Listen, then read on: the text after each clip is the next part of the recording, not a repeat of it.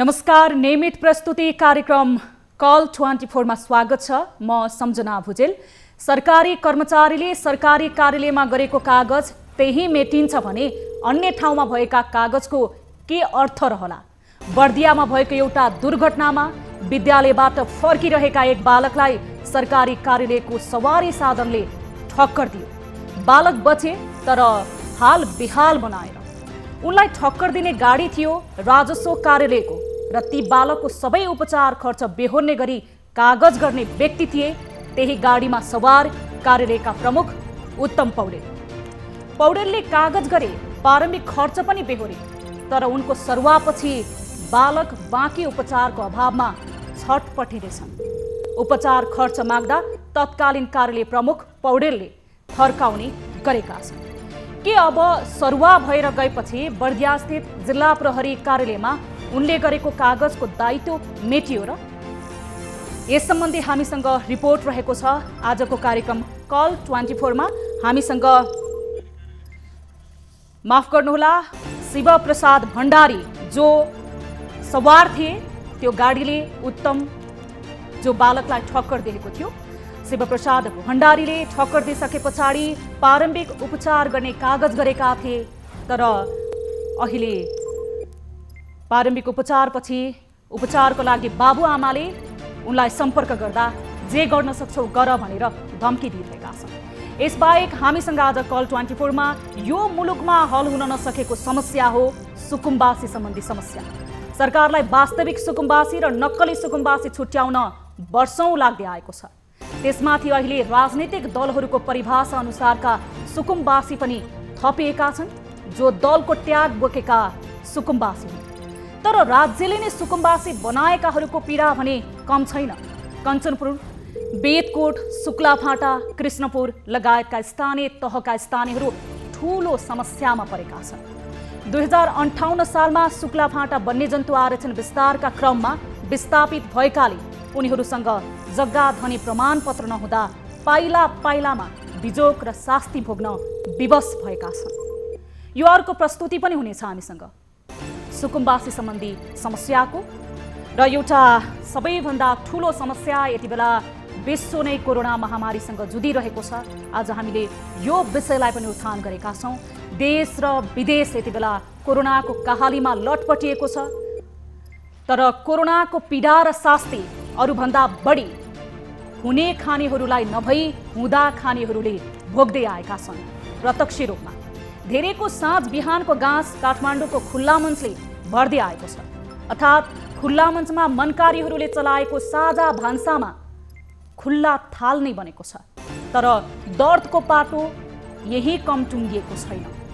धेरै गरिबहरू अर्थात् घर भाडा लिएर बसेकाहरूको बास सडकमा हुन थालेको छ, किनभने कोरोनाले कमाई खोज्दा उनीहरूले घर भाडा पनि तिर्न सकेका छैनन् र घरबेटीले उनीहरूलाई घरबाट नै निकालिदिएका छन्।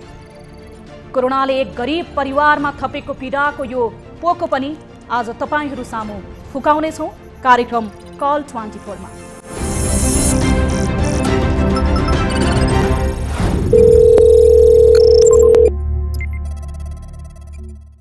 यति बेला न्यूज 24 टेलिभिजन हेरेर बसिरहनु भएको छ भने तपाईँ दर्शक महानुभावहरूले हामीलाई प्रत्यक्ष रूपमा कुनै समस्यामा परिरहनु भएको छ अथवा तपाईँको स्थानीय तहको जवाफदेहिता चित्त बुझ्दो छैन र तपाईँ प्रत्यक्ष रूपमा स्थानीय तहका जनप्रतिनिधिसँग जवाफ माग्न चाहनुहुन्छ भने पनि हामीसँग जोडिन सक्नुहुनेछ।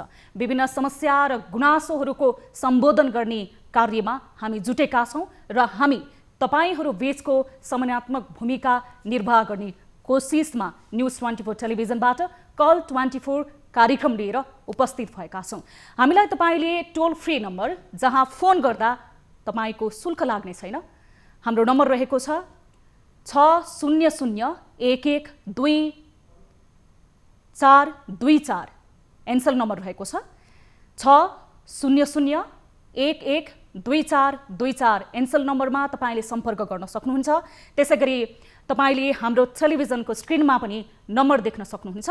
त्यो नम्बरमा तपाईले फोन गरेर तपाई कुनै समस्यामा पर्नु भएको छ अथवा तपाईको क्षेत्रमा कुनै अनियमितता भएको छ अथवा विगतदेखि केही गुनासोहरू छन्, सम्बन्धित व्यक्ति भेट्नु भएको छैन, त्यो गुनासो पोख्नको लागि भने हामी तपाईहरूको साथी बन्न सक्छौँ, त्यो माध्यम बन्न सक्छौँ तपाईहरूको गुनासो सुन्नको लागि। र कार्यक्रमको उद्देश्य पनि यही रहेको छ।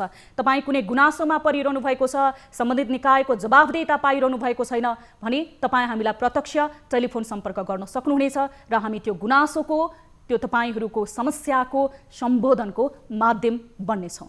र अर्को हाम्रो नम्बर रहेको छ भाइबर नम्बर। यदि तपाईँ देश तथा विदेशबाट हामीलाई फेसबुक, युट्युब र अन्य सामाजिक सञ्जालहरूको माध्यमबाट जोडिन चाहनुहुन्छ भने अथवा केही समस्यामा परिरहनु भएको छ भने तपाईँले हामीलाई भाइबर नम्बरमा पनि म्यासेजहरू छोड्न सक्नुहुनेछ, त्यसै गरी सम्पर्क गर्न सक्नुहुनेछ। हाम्रो नम्बर रहेको छ 98 0 15 72 424, 98 0 15 72 424 हाम्रो भाइबर नम्बर रहेको छ।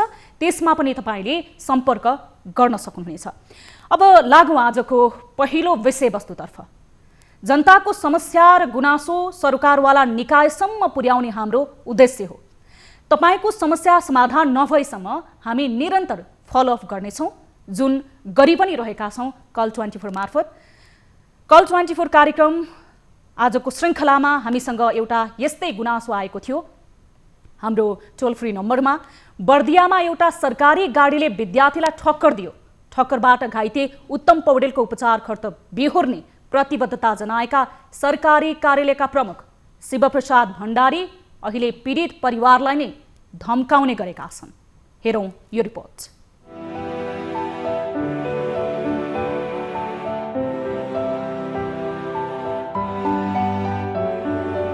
यी बालक बर्दियाका उत्तम पौडेल हुन्, जो 2073 साल फागुन 23 गते सुन्दर भविष्यको परिकल्पना गर्दै विद्यालयबाट घर फर्किँदै थिए।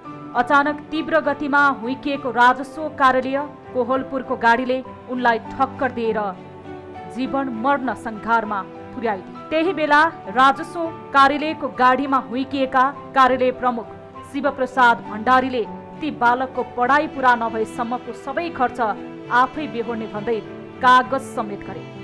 तर त्यो बेला उत्तमको केही उपचारको पैसा समेत तिरे।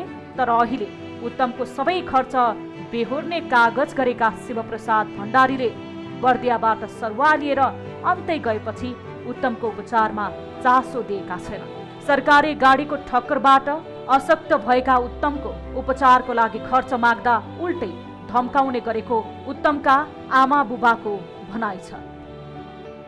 जे गर्छस् आफ्नै तरिकाले गर भन्यो उसले। हामीले त अब जहाँसम्म हुन्छ सहयोग गरिदिनुहोस्, बाबुलाई औषधि उपचार गर्ने भनेर कागज गर्नुभएको हजुरहरूले औषधि किन गर्नुहुन्न भन्ने कुरा गर्दाखेरि पुलिसलाई पनि भने मामले, उनीहरूले पनि ल ल ल भन्ने मात्रै गरे, कुरा अगाडि बढेन। अब सरकारी कर्मचारीहरू हुनाले हो कि हाम्रो कुरा नसुनेको भन्ने त्यहाँसम्म भयौँ हामी पनि। केही समय त हेर्नुभयो, बिचमा हामीहरू बिचबिचमा लखनऊमा चेकअपको लागि लैजान्थ्यौँ, त्यसको लागि पैसा दिनुहुन्थ्यो, 2-3 चोटि दिनुभयो। पछि गएर उहाँहरूले के भन्नुभयो भने तपाईँ यदि 5-10 हजार सहयोग माग्न आउनु भएको भने माग्नुहोस्, नत्र भने हामी अब दिन सक्दैनौँ, हजुर जे गर्नुहुन्छ गर्नुहोस्। हामी त अब 1 महिनापछि सरुवा भएर जाँदैछौँ, सरुवा भइसकेपछि तपाईँले के गर्न सक्नुहुन्छ र हामी त कहाँ हुन्छौँ।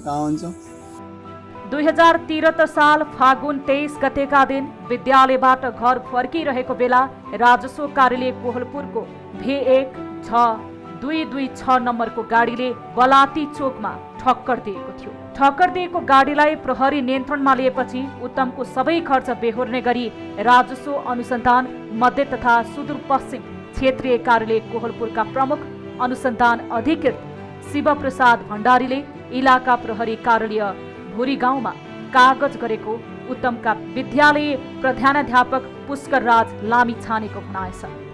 उहाँहरूले 100% उपचार गर्ने, पूर्णतया निको नहुन्जेलसम्म हामी चाहिँ हाम्रो जिम्मेवारी छ, गाडी राखेर के गर्नुहुन्छ, गाडीले उपचार गर्ने होइन भन्नेसम्मको आश्वासन दिनुभएको। त्यस पछाडि मैले नै स्वयं दाइलाई भनेको, दाइ उपचार हुन्छ बच्चाको भनेपछि गाडी राखेर के गर्ने, गाडी छोडिदेऊ र उपचार गर्नतर्फ लागौं भनेर भनेको। म स्वयं पनि 2-3 पटक चाहिँ राजस्व कार्यालय कोहलपुरमा धाए।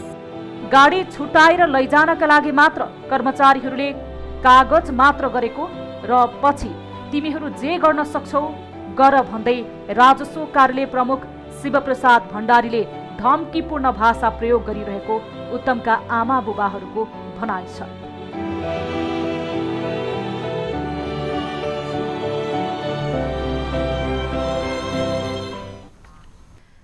यस विषयमा हामी उत्तमका बुवा सन्तोष पौडेल जो यति बेला हामीसँग सम्पर्कमा जोडिनु भएको छ, हामी उहाँसँग कुराकानी गर्न गइरहेका छौँ।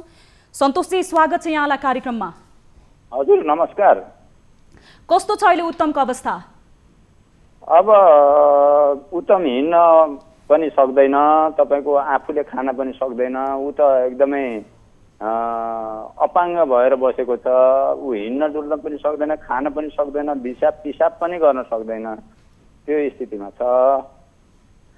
अब एउटा बच्चा ठुलो सपना देख्नु भएको थियो होला, विद्यालय पठाउने क्रममा यसरी अब दुर्घटना भयो। अहिले त अब उसले आफ्नै काम आफै गर्न नसक्ने अवस्थामा रहेको छ।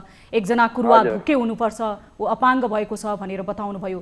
2073 सालमा दुर्घटना भएको, अहिलेसम्म के कसरी उपचार गरिरहनु भएको छ? मैले सुरुमा उहाँहरूले त्यही लखनऊ लगेर उपचार गरिदिनु भयो। त्यस पछाडि अब मैले सके जति अलिकति अब गाउँको जग्गा, सामान्य जग्गा कति हुन्छ अरे 1 लाख 1.5 लाख रुपियाँ कट्ठा हुन्छ, त्यही जग्गा पनि मैले लगभग 10-15 कट्ठा बेचेर बिचमा उहाँहरूले दबाई गर्न छोडेपछि पनि मैले कोसिस गरेँ। अनि बुटोल लगेर दबाई गरेँ, बुटोल फिजियोथेरापीमा पनि राखेँ। त्यस पछाडि अलि केही राम्रो हुँदै गइरहेको थियो। त्यस पछाडि मेरो पनि हेर्नुहोस् आफ्नो स्थिति धेरै कमजोर भएको हुनाले र मेरो अगाडि पछाडि बोलिदिने मान्छे नभएको हुँदा म त्यतिकै खुम्चिएर बस्नु पर्या हो। यस्तै छ मेरो स्थिति। सन्तोष सर, जस्तो अब उत्तम कति वर्षको हुँदाखेरि यो दुर्घटना भएको थियो, अहिले ऊ कति वर्ष पुगे? उत्तम तपाईँको 12 वर्षको हुँदाखेरि दुर्घटना भयो। त्यति बेला ऊ 7 क्लासको परीक्षा दिएर अन्तिम दिन घर फर्किरहेको थियो। अहिले उत्तम 15 वर्षको भयो। अहिले 15 वर्षको भए। तपाईँले बिचमा सम्पर्क गर्न खोज्नुभयो शिवप्रसाद सरसँग? मैले सम्पर्क गर्न खोजेँ। उहाँको फोनमा उहाँले कहिल्यै मसित रिसिभ पनि गर्नु भएन।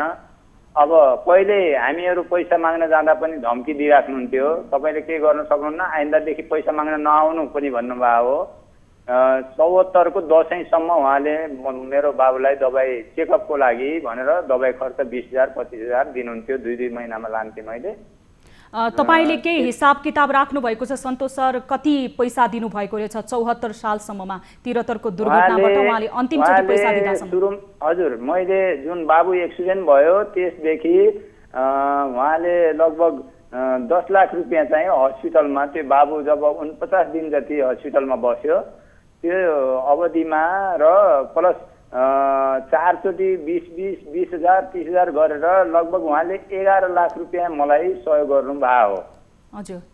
त्यसपछि उहाँहरूले त्यस्तै अब हामीहरू त अब सर्व भएर जान्छौँ, तपाईँले हामी नभएपछि अर्को कर्मचारी आउँछ, तपाईँले केही गर्न सक्नुहुन्न, अबदेखि पैसा माग्न पनि नआउनु भनेर शिवप्रसाद भण्डारी सरले मलाई भन्नुभएको हो। अनि त्यसपछि पनि मेरो मनले नमानेर केही हुन्छ कि मानिसमा दया पलाउँछ कि भन्ने हिसाबले अर्को हाकिम साहब आउने बेलामा, त्यहाँको चिफ आउने बेलामा गएँ।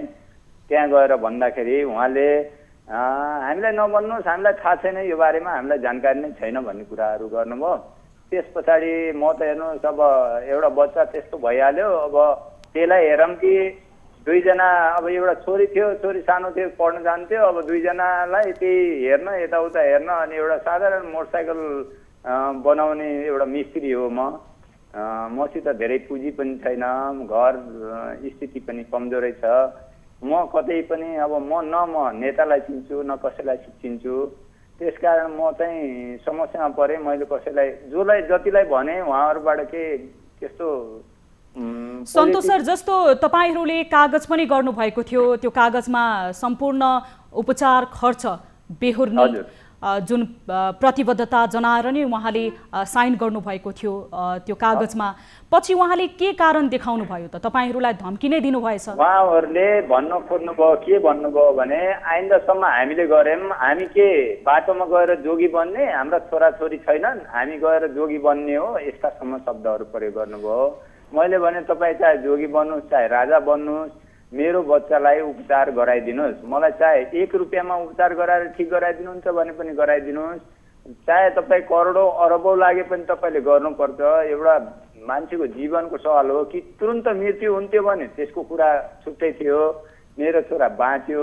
अब यो अपाङ्गलाई जीवनभर पाल्नलाई त मलाई धेरै गाह्रो पर्छ नि भनेर यस्ता कुराहरू राख्दाखेरि अब हामी त बाटोमा आएर तपाईँलाई हेर्न त सक्दैनौँ नि भन्ने यस्ता यस्ता कुराहरू उहाँले वचनहरू हजुर हजुर लाउनुभयो। सन्तोष सर, हामी तपाईँको जो छोरा उत्तमलाई जुन गाडीले ठक्कर दिएको थियो, सवार गाडी शिवप्रसाद भण्डारी, उहाँ तत्कालीन प्रमुख हुनुहुन्थ्यो राजस्व अनुसन्धान कार्यालय कोहलपुरको। हामी उहाँसँग पनि सम्पर्क गर्ने कोसिसमा रहेका छौँ र उहाँसँग पनि तपाईँले आफ्नो गुनासो प्रत्यक्ष रूपमा राख्न सक्नुहुनेछ। हामी हाम्रो एमसीआरका साथीहरूले यति बेला सम्पर्क गर्ने कोसिस गरिरहनु भएको छ। अन्य कानुनी उपचारहरू अथवा तपाईँले त्यो कागजको आधारमा कानुनी रूपमा के प्रोसेसहरू गर्नुभयो? अब मलाई त्यति बेला छुट्ने बेला के भन्नुभएको थियो भने हाम्रो यहाँ इन्सपेक्टर साहबहरू हुनुहुन्छ, उहाँहरूसित आएर तपाईँले भनेपछि हामीलाई त उपलब्ध गराइहाल्नुहुन्छ नि, जस्तो तपाईँलाई केही समस्या पर्यो भने तपाईँले यहाँ आएर भन्दा हुन्छ भनेर भन्नुभएको थियो। त्यति बेला भनेको हुनाले हामीले त यी प्रकारमा धेरैचोटि कुरा गऱ्यौँ। पहिला एकजना थापा हुनुहुन्थ्यो इन्सपेक्टर साहब, उहाँले त्यो कुरो टुङ्गो गर्नुभएको थियो। त्यस पछाडि तपाईँको प्रदीप डीसी भन्ने इन्सपेक्टर साहब आउनुभयो, उहाँलाई पनि कुरो राख्यौँ। उहाँले भन्नुभयो कि तपाईँ के अरे नेताहरू लिएर जानुहोस्, त्यहाँ 2-4 जना नेता लिएर गएर थर्काउनुहोस् भन्ने कुरा गर्नुभयो। मेरो पहुँचमा कुनै नेताहरू नभएको। कसले भन्नुभयो तपाईँले कागज गरेको, तपाईँ कानुनी रूपमा उहाँले उपचार गरिदिन्छु सम्पूर्ण उपचार भनेको प्रतिबद्धता गरेको तपाईँसँग कागज हुँदाहुँदै पनि कसले चाहिँ 2-4 जना नेता लिएर गएर थर्काउनुहोस्, पहुँचको आधारमा मात्र यो कुराको सुनवाई हुन्छ भन्ने व्यक्तिको यी प्रकारमा प्रदीप डीसी भन्ने एकजना इन्सपेक्टर साहब हुनुहुन्थ्यो। यो भन्दा तपाईँको अहिले त्यस पछाडि 2 जना इन्सपेक्टर साहब चेन्ज हुनुभएको छ, अहिले नयाँ हुनुभएको छ। त्योभन्दा अगाडि पनि अर्को आउनु भएको थियो बसन्त पाण्डे भन्ने, उहाँभन्दा अगाडिको कार्यकालमा प्रदीप डीसी भन्ने इन्सपेक्टर साहब हुनुहुन्थ्यो। उहाँले आफै आफ्नो प्राइभेट कुरा गर्नुभयो, त्यहाँ कोहलपुर डिएसपी कार्यालयमा पनि कुरा गर्नुभयो। त्यस पछाडि यसो गर्नुहोस् न त, यसरी गरौँ, अब त्यत्रो 10-11 लाख रुपियाँ खर्च दिइसकेका रहेछ भन्ने कुराहरू गर्नुभयो। अब त्यो भनेपछि त हामीलाई जस्तो अब सन्तोष सर, उहाँले 11 लाख रुपियाँसम्म 2074 सम्ममा तपाईँको जुन छोरा उत्तमलाई खर्च बेहोरेको भनेर तपाईँले हामीलाई जानकारी गराउनु भएको छ। अब तपाईँले छोराको पढाइ के गर्नु भएको छ? अहिले उत्तम पढ्नुहुन्छ कि पढ्नुहुन्न? नै, उत्तम पढ्न सक्दैन यति बेला।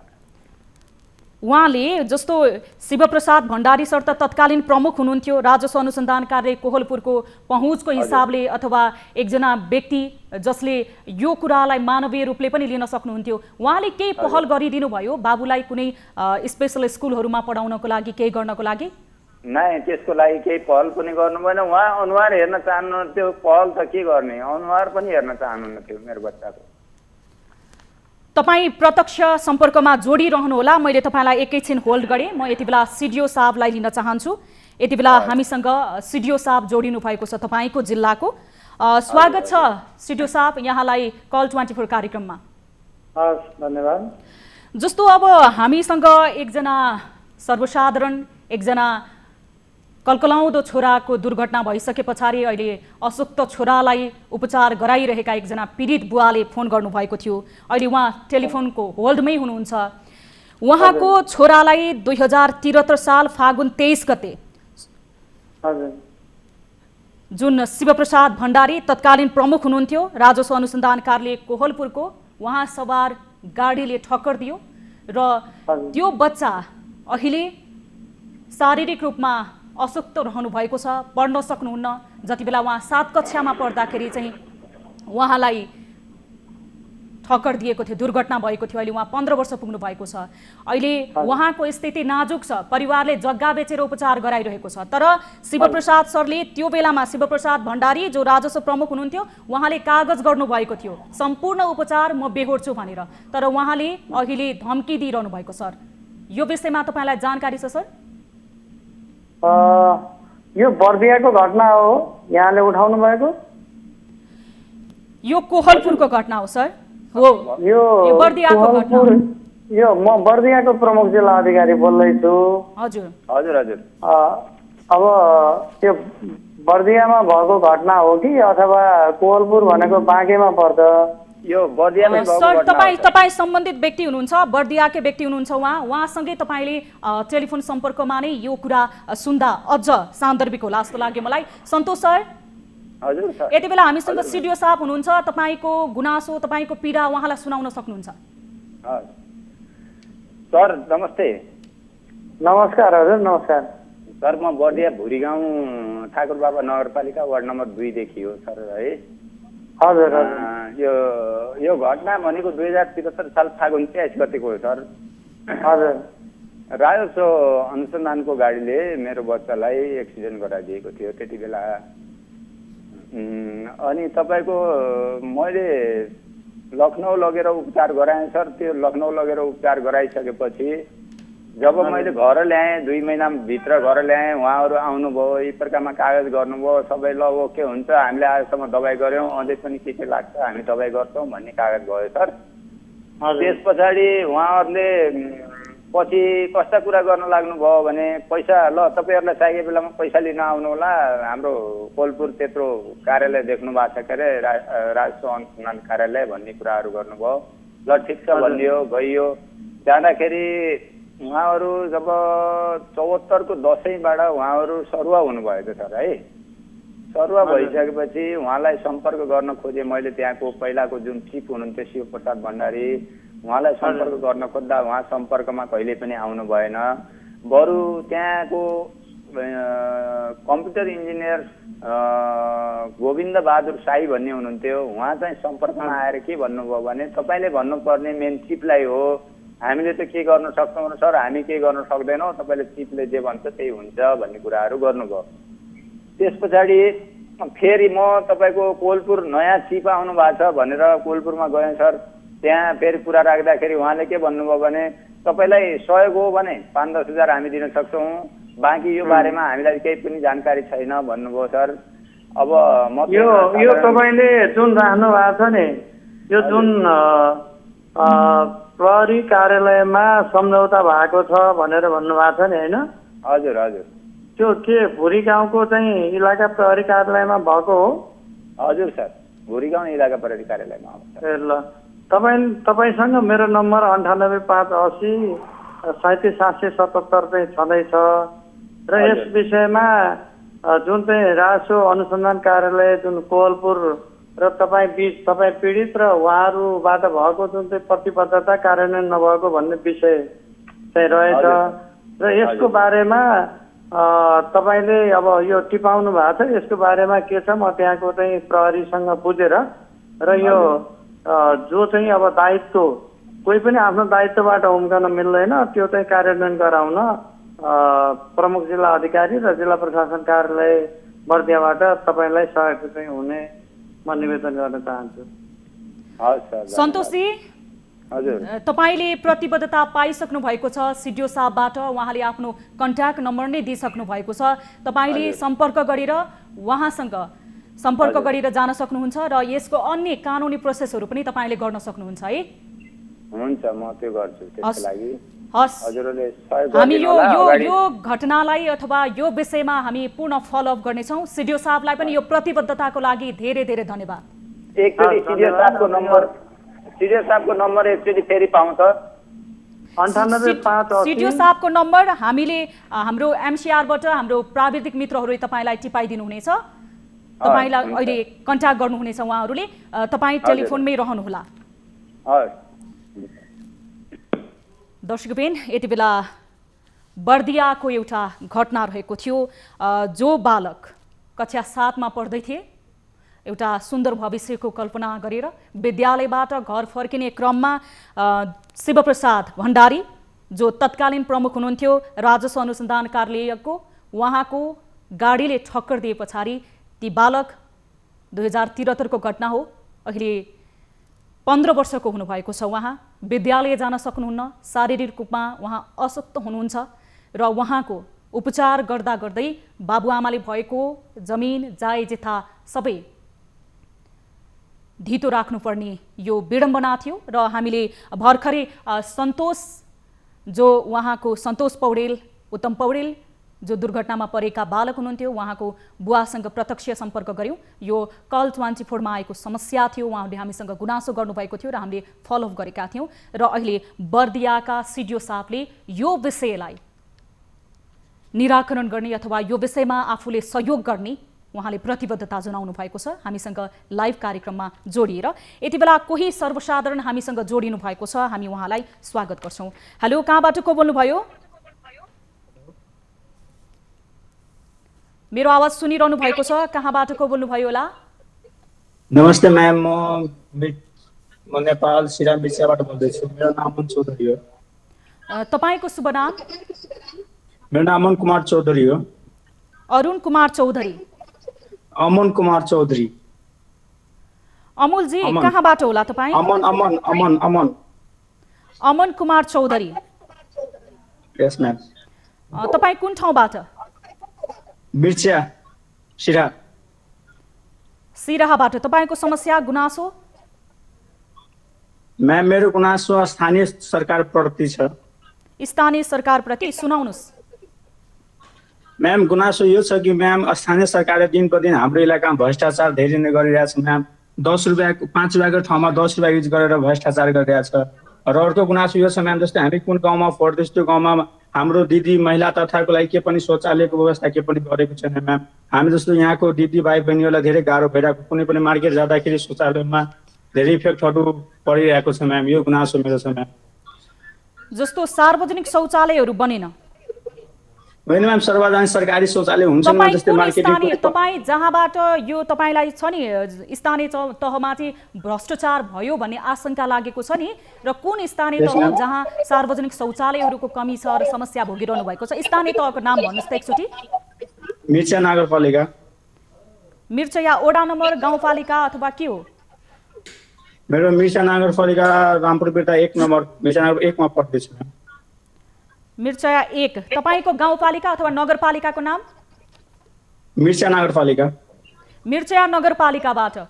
अनि जस्तो तपाईहरूलाई सार्वजनिक शौचालयको अभाव रहेको छ जसको कारणले धेरै समस्या भोगिरहनु परेको छ भनेर तपाईँले हामीलाई गुनासो गर्नुभयो, तपाईँले त्यहाँ सम्बन्धित व्यक्तिहरूसँग पनि यो विषयमा कुराकानी गर्नुभएको थियो अथवा केही जान्ने बुझ्ने कोसिस गर्नुभएको थियो? म्याम यस्तो छ कि सबभन्दा पहिला प्रब्लम के छ भने जस्तै हामी भिलेजतिर गाउँतिर बसिरहेको छु। अब गाउँबाट कुनै पनि महिला दिदी भाइ बहिनीलाई चाहिँ मार्केटै जानुपर्छ, केही बाटोमा केही 5 मिनट शौचालय जानुपर्छ भने त्यहाँ धेरै मतलब शर्मिन्दी महसुस हुन्छ कि त्यहाँ बाहिर कहाँ गर्ने पेसाब शौचालयको केही पनि व्यवस्था जब कि महानगरपालिका छ भने गाउँतिर पनि शौचालय हुँदाखेरि राम्रो हुन्थ्यो। त्यो एउटा गुनासो छ म्याम। तपाईको गुनासो चाहिँ खासमा जो दिदीबहिनीहरू हुनुहुन्छ उहाँहरूलाई शौचालय जानलाई समस्या भयो हैन? यस म्याम। शौचालय चाहिँ पर्याप्त रूपमा बनाइएन। हो, सार्वजनिक शौचालय बनाए जस्तै मार्केटिङ इलाकातिर गाउँ चाहिँ बाटो जाँदाखेरि त्यही बाटोमा कुनै एउटा शौचालय नबनाइकन धेरै अप्ठ्यारो परिरहेको, धेरै अप्ठ्यारो प्रब्लमहरू फेस गर्नुपर्छ महिलाहरूलाई।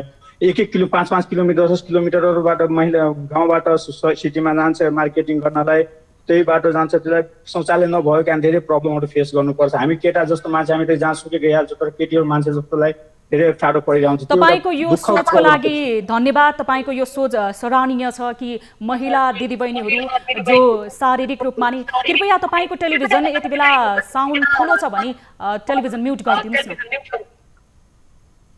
म्युट छ म्याम मेरो।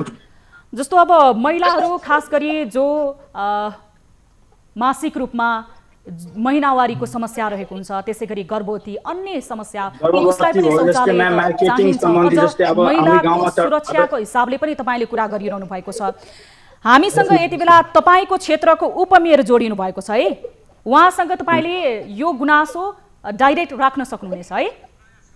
हामी टेलिफोन सम्पर्क गर्ने कोसिस गरिरहेका छौँ तपाईँको क्षेत्रको सम्बन्धित व्यक्ति मेयर अथवा उपमेयरलाई। जस्तो तपाईँहरूको क्षेत्रलाई खुल्ला दिशामुक्त क्षेत्र घोषणा गरिएको छ कि छैन? सुनिरहनु भएको छ? धन्यवाद। अमनजी हुनुहुन्थ्यो यति बेला, अमन कुमार चौधरी हामीसँग सिराहा जिल्लाको मिर्चियाबाट जोडिनु भएको थियो र उहाँले मिर्चियाबाट जोडेर एउटा समस्या सुन्दाखेरि सामान्य लाग्छ तर यो समस्या दैनिक रूपमा भोगिरहँदाखेरि चाहिँ यो सानो समस्या नै ठुलो समस्याको रूप लिने गर्छ। यो समस्याले अरू ठुला समस्याहरू सिर्जना गर्ने गर्छ। जस्तो बजार क्षेत्र छ, बजार घना बस्ती छ, तर सार्वजनिक शौचालयको एकदमै कमी छ। स्थानीय स्तरमा शौचालयको लागि बजेट पनि विनियोजन भएको छ। सरसफाई कार्यक्रम अन्तर्गत पनि शौचालय पर्छ। एक त नेपाल सरकारले आफ्नो नारा, नीति तथा कार्यक्रममा नै विभिन्न जिल्लाहरूलाई खुल्ला दिशा पिसाब मुक्त क्षेत्र पनि घोषणा गरिरहेको छ। तर सिराहाको मिर्चयामा भने बजार क्षेत्रमा सार्वजनिक शौचालय नै छैन, जसले गर्दाखेरि त्यो शौचालयको कारणले अझ खासमा महिला वर्ग, जो महिला दिदीबहिनीहरूले धेरै समस्या भोग्नु परेको छ भनेर हामीलाई गुनासो गर्दै हुनुहुन्थ्यो। र हामी यो विषयमा जानकारी लिनको लागि सम्बन्धित व्यक्तिसँग पनि टेलिफोन सम्पर्क गर्ने अथवा उहाँसँग यो गुनासो राख्ने कोसिस पनि गरिरहेका छौँ। विभिन्न क्षेत्रहरूमा, बजार क्षेत्रहरूमा अथवा मिर्चया मात्र होइन, खासमा यो नेपालको विभिन्न जुन सहरीकरणको भइसके पछाडि सहरी क्षेत्रहरूमा पनि यो समस्या जटिल बनेको छ। र उहाँले आम दिदीबहिनीहरूको एउटा समस्यालाई पनि उत्थान गरिदिनु भएको थियो। अमन कुमार चौधरीले, हामी उहाँको समस्या सम्बन्धित व्यक्तिसँग सोध्ने कोसिस गर्छौँ। यो उहाँको मात्र समस्या होइन, हामी आम मानिसको हो। यस विषयमा पनि हामी कल 24 कुनै रिपोर्ट र यसको विस्तृत जानकारीमूलक कार्यक्रम प्रस्तुत गर्नेछौँ। अब लागौँ विषयवस्तु दुईतर्फ। संविधानले हरेक नागरिकको बसोबास हुनुपर्ने राज्यको दायित्व भित्र राखेको छ। तर तपाईलाई थाहा छ, कतिपय नागरिक आफ्नै देशमा शरणार्थी बनेका छन्। हो, जग्गा र बास अभावको समस्या भोग्न जनता बाध्य छन्। फगत निर्वाचनका लागि जग्गाविहीनहरू प्रयोग हुन्छन्, अनि जब निर्वाचन सकिन्छ समस्या उस्तै। आश्वासन कहिलेसम्म नेताजीहरू कञ्चनपुरका स्थानीयहरूसँगै जग्गाधनी प्रमाण पूर्जा पाएका छैनन्, यो हेरौँ।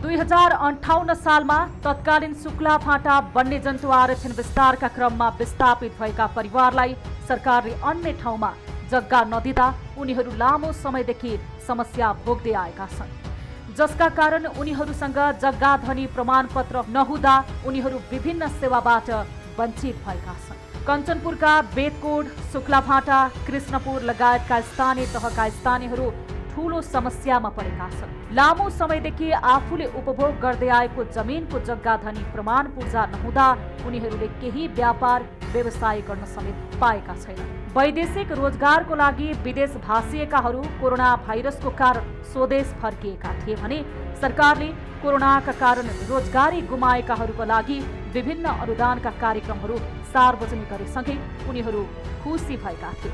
तर स्वदेशमा केही गर्छु भन्दै खुसी भएका उनीहरूको खुसी भने केही दिन टिक्न सकेन। 2058 सालमा शुक्लाफाँटा वन्यजन्तु आरक्षण विस्तारका क्रममा विस्थापित भएकाहरूले अहिलेसम्म जग्गाधनी प्रमाणपत्र नहुँदा उनीहरूले विभिन्न पेसा व्यवसायका लागि घरेलु तथा साना उद्योग कार्यालयमा फर्म दर्ता गर्न नपाएको गुनासो गरेका छन्। विगतमा चाहिँ त्यसै ठाउँमा चाहिँ धेरै उद्योगहरू, धेरै व्यापारहरू यही चिट चलानीको आधारमा चाहिँ व्यापार भएको र अहिले चाहिँ हुँदैन भने यहाँ अब घडी चाहिँ फर्काइएको अवस्था छ। तत्कालीन आरक्षण विस्तारको क्रममा सट्टा भर्ना दिएको जमिनमा बसोबास गर्ने उनीहरूलाई समस्या भइरहेको छ।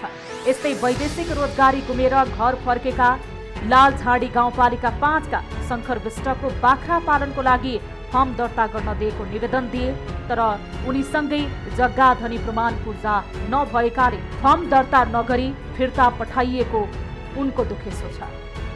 दर्ता गर्न खोजेको, अब दर्ता गर्नलाई गाउँपालिकाबाट सबै प्रक्रिया भयो। अब यहाँ आउँदाखेरि अब लाल पूर्जा चाहियो भन्यो।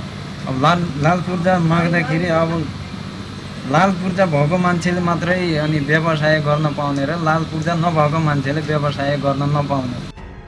यता घरेलु तथा साना उद्योग कार्यालय कञ्चनपुरका प्रमुख मोहन चन्द्र जोशी भने बिना जग्गाधनी प्रमाण पूर्जा उद्योग दर्ता गर्न नसकिने बताउँछन्। फर्म दर्ता गर्नको लागि जग्गाधनी प्रमाण पूर्जा हुनु पर्यो या त प्रदेश सरकारले कानुन बनाउनु पर्यो, त्यसपछि मात्र उद्योग दर्ता गर्न सकिने उनको भनाइ छ। उद्योग सम्बन्धी फर्म दर्ता गर्दाखेरि हामीले लाल पूर्जा खोज्छौँ। यदि लाल पूर्जा आफ्नो नाममा छैन भनेपछि भाडा सम्झौता पनि खोज्छौँ होइन। अनि त्यसपछि सरजमिन मुचुल्का खोज्छौँ, सन्धियारहरूको चाहिँ मुचुल्का खोज्छौँ, अनि वडाको सिफारिस खोज्छौँ होइन। र त्यसपछि नागरिकता फोटोहरू भएपछि मात्रै यहाँ दर्ता हुन्छ। सरकारले 2058 सालमा तत्कालीन शुक्लाफाटा वन्यजन्तु आरक्षण विस्तारका क्रममा विस्थापित भएका कञ्चनपुरका पीडित जनताको समस्या अहिलेसम्म पनि समाधान गर्न सकेको छैन। हरेक निर्वाचनमा विभिन्न दलका चुनावी एजेन्डा बन्दै आएको आफूलाई जग्गाधनी पत्र भन्दै भोट माग्ने गरे पनि पछि वास्ता नगर्ने गरेको उनीहरूको दुखेसो छ। दर्शकबिन, यो रिपोर्ट हेर्नुभयो, यो देशको विडम्बना हो। कहीँ सुकुम्बासीको नाममा हुकुम गर्नेहरू छन्, कहीँ सुकुम्बासीहरू लामो समय करिब 10 वर्षको अन्तरालसम्म पनि आफ्नो बसोबास गरेको ठाउँको लाल पूर्जा पाउँदैनन्। तर हरेक निर्वाचनमा उनीहरूको भोट भने प्रयोग हुन्छ। त्यो भोट यो आश्वासनमा प्रयोग हुन्छ कि तिमीहरूले लाल पूर्जा पाउनेछौ, तिमीहरूले स्थायित्व पाउनेछौ। हामीसँग यति बेला स्थानीय जोडिनु भएको छ जो यो समस्याबाट विभिन्न समस्याहरू भोगिरहनु भएको छ। हिक्मत बहादुर बिष्ट हामीसँग स्थानीय जोडिनु भएको छ, जसले यो गुनासो हामीलाई कल 24 मार्फत गर्नुभएको थियो। हिक्मतजी, स्वागत छ यहाँलाई कार्यक्रममा। हिक्मतजी सुनिरहनु भएको छ? नमस्ते हिक्मतजी, सुनिरहनु भएको छ हामीलाई? सुनिरहेको। हिक्मतजी, तपाईँको गुनासो राख्न सक्नुहुनेछ यति बेला हामीसँग। खासमा जस्तो तपाईँहरूले यति बेला वैदेशिक रोजगारीबाट फर्किनु भएको छ, वैदेशिक रोजगारीबाट केही रुपैयाँ कमाएर लिएर आउँदा पनि अब स्वदेशमै यो कोरोना कहर छ विश्वभरि नै, अहिले नै विदेश जाने समय छैन अथवा कति वर्षसम्म विदेश गइरहने भने समयको निर्धारण पनि रहन्छ। यो समयमा केही काम गर्न खोज्दा अथवा सानोतिनो केही गर्छु र यही देशमा जीविकोपार्जन गर्न खोज्छु भन्दाखेरि तपाईँहरूले पाइरहनु भएको छैन भन्ने गुनासो पनि गर्नुभएको थियो। घरेलु तथा सानो उद्योग कार्यालयले चाहिँ तपाईँहरूलाई त्यो व्यवसाय गर्नलाई आधिकारिक रूपमा कागजातहरू नदिएको। हामीसँग उहाँ पनि जोडिनु भएको छ। तपाईँले हेमन्त बहादुर सरसँग तपाईँको समस्या के हो राख्नुहोस्। हेमन्त सर, स्वागत छ यहाँलाई न्युज 24 टेलिभिजनको कार्यक्रम कल 24 मा। हेमन्त सर जस्तो हामीसँग यति बेला जोडिनु भएको छ स्थानीय, जसले घरेलु तथा साना उद्योगबाट केही गर्छु भन्दाखेरि त्यहाँबाट आधिकारिक रूपमा कुनै प्रमाण पाउनु भएको छैन। उहाँको समस्या, उहाँ हामीसँग टेलिफोन सम्पर्कमै हुनुहुन्छ, उहाँबाटै सुन्दाखेरि अझ सान्दर्भिक रहला। हिक्मतजी, सुनाउनुहोस्। हजुर, मैले वडाबाट एउटा मुर्गा फार्म खोल्नका निमित्त सिफारिस पनि लिएको थिएँ होइन। ल्याइसकेपछि त्यहाँ चाहिने जो मसित अहिलेसम्म मैले 18 वर्ष यहाँ चलन भोग गरेको जमिन छ, त्यस लाल पूर्जा छैन। अनि त्यो लाल पूर्जा नभइकनै तपाईँको चाहिँ यो फर्म दर्ता हुँदैन भन्ने कुराहरू भयो र म त्यहाँबाट फिर्ता भयो सर। अनि यो सम्बन्धमा चाहिँ हाम्रो घरेलु तथा साना उद्योग विभागको कार्यविधि दिग्दर्शन 2072 भन्ने छ होइन। हजुर, त्यो सम्बन्धमा उद्योग दर्ता गर्दा हामी माग्नुपर्ने प्रमुख कागजातहरूमा आफ्नो जग्गा धनी प्रमाण पुर्जा वा भाडाको घर जग्गा भएमा भाडा सम्झौता हुन्छ होइन त। हजुर, अहिले आफ्नो जग्गा धनी प्रमाण पुर्जा पेश गर्न सक्नुभयो भने अब हुन्छ, अथवा त्यो नभएको खण्डमा हिक्मत सर, सञ्चालन। हेमन्त सर, जस्तो हिक्मतजीले बताइरहनु भएको छ, हिक्मतजी कञ्चनपुरको शुक्लाफाटा भन्ने स्थानमा हुनुहुन्छ। उहाँहरूको त्यो निकुञ्जले चाहिँ 2068 सालतिर नै उहाँहरूलाई स्थानान्तरण गरिदिने अथवा व्यवस्थित रूपमा राखिदिने भनेर उहाँहरू निकुञ्जबाट स्थानान्तरण हुनुभयो। तर अहिलेसम्म उहाँहरूले लाल पूर्जा पाउनु भएको छैन। यदि लाल पूर्जा हुन्थ्यो भने यो समस्या तपाईँलाई लाइभमा भन्नुहुन्न थियो उहाँले, तर उहाँहरूले लाल पूर्जा पाउनु भएको छैन। कतिपय त्यहाँनिर जो सुकुम्बासी भएर बसेका छन् उनीहरू चाहिँ विदेश गएर आएका छन् यो कोरोनाको कहरको बेलामा। केही पैसा जोहो गरेर ल्याएका छन्, त्यो पैसाले सानोतिनो व्यवसाय गरेर अबको जीवन यही गुजारा गर्न चाहन्छन्। उहाँहरूको लागि चाहिँ तपाईँहरूले कानुनी रूपमा के कस्ता प्रावधान रहेका छन्? कानुनलाई अहिले अब हामीले त कार्यान्वयन गराउने हेर्नुहोस्। अब मेरो लेभलबाट चाहिँ अब यो सुधार गर्न सक्ने अब अवस्था रहेन अहिलेको लागि। तपाईँ घरेलु उद्योगको एकजना सम्बन्धित व्यक्ति भएको हुनाले कुनै सुझाव सल्लाह दिन सक्नुहुन्छ नि? कानुनी रूपमा त अब यसको कानुन संशोधन गर्नु पर्ला अथवा यसको अन्य होला, नेपाल सरकारको अब यसमा अन्य विधि विधान होला। तपाईँले चाहिँ त्यहाँको स्थानीयको समस्या समाधान गर्नको लागि घरेलु कार्यालयले चाहिँ के गर्छ? जस्तो जो मानिससँग जग्गाको लालपूर्जा छैन, जो मानिस यही नेपाल सरकार यही देशले सुकुम्बासी बनाएको छ, ती मानिसले केही व्यवसाय नै गर्न नपाउने, कहिलेसम्म विदेश पलायन हुने भन्नुहोस् त?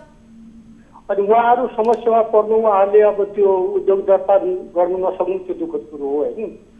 अब त्यो भन्दा पनि अब त्यतिले मात्र पनि पुग्दैन। अब मैले अब अहिले तत्कालको अवस्थामा त उहाँहरू उद्योग दर्ता गर्न आउनुभयो भने जग्गाको पूर्जा अथवा भाडा सम्झौता चाहिन्छ भन्ने गर्छु म।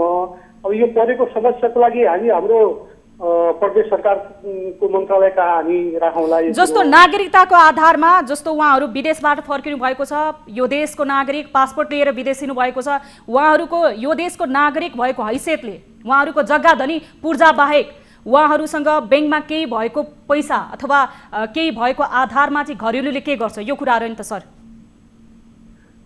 अनि उहाँहरू आफ्नो जग्गा नभए पनि अर्काको भाडामा लिएर चलाउन सक्नुहुन्छ, त्यो मैले यहाँहरूलाई अब अनुरोध गरेँ अब होइन त। अब त्यो बाहेक अब पूर्जा नभएको जग्गामा उद्योग सञ्चालनको लागि यहाँहरू अहिले इजाजत माग्नुहुन्छ भने त्यो अहिले वर्तमान अवस्थामा चाहिँ त्यो सम्भव छैन। हेर्नुहोस् अब उद्योग सञ्चालनको लागि जग्गाको पूर्जा चाहिन्छ, बरु यो समस्या आइपरेको छ, यसमा के गर्ने भनेर हामी हाम्रो प्रदेश सरकारको मन्त्रालयका हामी कुरा राखौँला। त्यसबाट कुनै प्रदेश सरकारसँग अहिलेसम्म तपाईँहरूले केही सल्लाह अथवा सुझावहरू दिने पनि हुन्छ होला? तपाईँहरूको पनि घरेलु भने पछाडि त नेपालको साना उद्योगहरू कृषिदेखि सबै कुरा जोडिएका छन्। तपाईँहरूले प्रदेश सरकारसँग एउटा सल्लाहकार समिति जस्तो गठन गरेर अहिलेसम्म के कस्ता गतिविधि गर्नुभएको छ? यो समस्या त विकराल छ नि। म आज कार्यालयमा हाजिर भएको 3 दिन भएको के अरे, ठिकै छ। अब यो कुरा आएको कुरोले म राखौँला। म कहाँ पाइसम्म तपाईँलाई त अझ राम्रो अपर्च्युनिटी छ सर। तपाईँ कार्यालयमा हाजिर भएको 3 दिन भएको छ, यो समस्या आएको छ, तपाईँ सल्भ गर्नुहोस् न। अब बरु तपाईँबाट सुरुवात होस् यो राम्रो कामको। त्यही त मैले यो मेरो लेभलबाट सल्भ चाहिँ हुन सक्दैन। हामी चाहिँ यो कुरो राख्छौँ हजुरको। यो कुरा राखिदिनुहुन्छ। तपाईँको यो प्रतिबद्धताको लागि धन्यवाद। हस् त, धन्यवाद। यति बेला हिक्मतजी बुझ्नुभयो तपाईँले? हजुर हजुर बुझ्नुभयो नि। तपाईँले यदि सानो कुनै उद्योग सञ्चालन गर्न चाहनुहुन्छ भने तपाईँलाई चाहिँ घर जग्गा अथवा जग्गा धनी पूर्जा चाहिन्छ। यदि तपाईँसँग जग्गा धनी पूर्जा छैन भने चाहिँ तपाईँले कसैको जग्गा भाडामा लिएर गर्नुहुन्छ भने त्यसको पनि पूर्जा चाहिन्छ। उहाँले यही बताउनुभयो। चुनावमा के आश्वासन पाउनु भएको थियो? तपाईँले त स्थानीय स्तरमा अब तपाईँ केही गर्छु भनेर एउटा युवा जोस जाँगर लागिरहनु भएको छ, उद्योग केही गर्छु भनेर। तर तपाईँसँग अहिले विडम्बना यो छ, दुःखद कुरा यो छ कि तपाईँसँग जग्गा धनी पूर्जा नै छैन। तर तपाईँको क्षेत्रबाट त धेरै मानिस निर्वाचित भयो होलान्, राष्ट्रको शासन गर्ने स्थानसम्म पुगेका छन्। के कस्ता आश्वासन पाउनु भएको थियो? यति लामो समयसम्म सम्बोधनै भएन। हिक्मतजी हजुर सुनिरहनु भएको थियो? सुनिरहेको। निर्वाचनमा के कस्ता आश्वासन पाउनु भएको थियो? तपाईँहरूको समस्या सम्बोधन गर्ने कुनै पहल गर्छु कसैले भनेको थियो? अब निर्वाचनमा चुनावको बेला तमाम जनताहरूलाई आश्वासन दिने कुराहरू र प्रतिबद्धता गर्ने कुराहरू जो गरिएको थियो त्यो अझैसम्म पुरा भएको छैन होइन।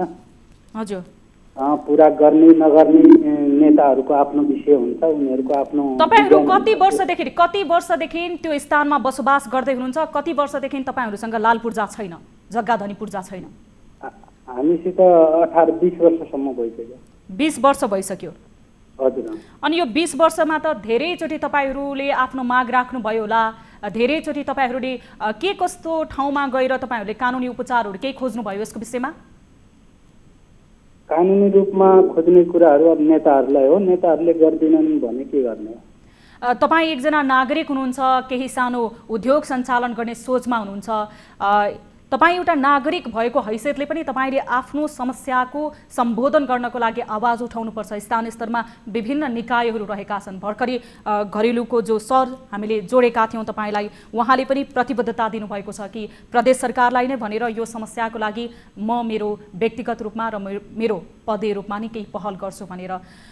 अब यो विषयको लागि हामी यो समस्या तपाईँको उद्योग सञ्चालन गर्ने अथवा तपाईँले एउटा उद्योग गरेर त्योबाट जीविकोपार्जन गर्ने मात्र समस्यासँग जोडिएको छैन, यो त तपाईँको भोलि भावी पुस्तासँग पनि जोडिएको समस्या छ। जग्गा धनीकै पूर्जा भनिसके पछाडि के भन्न चाहनुहुन्छ?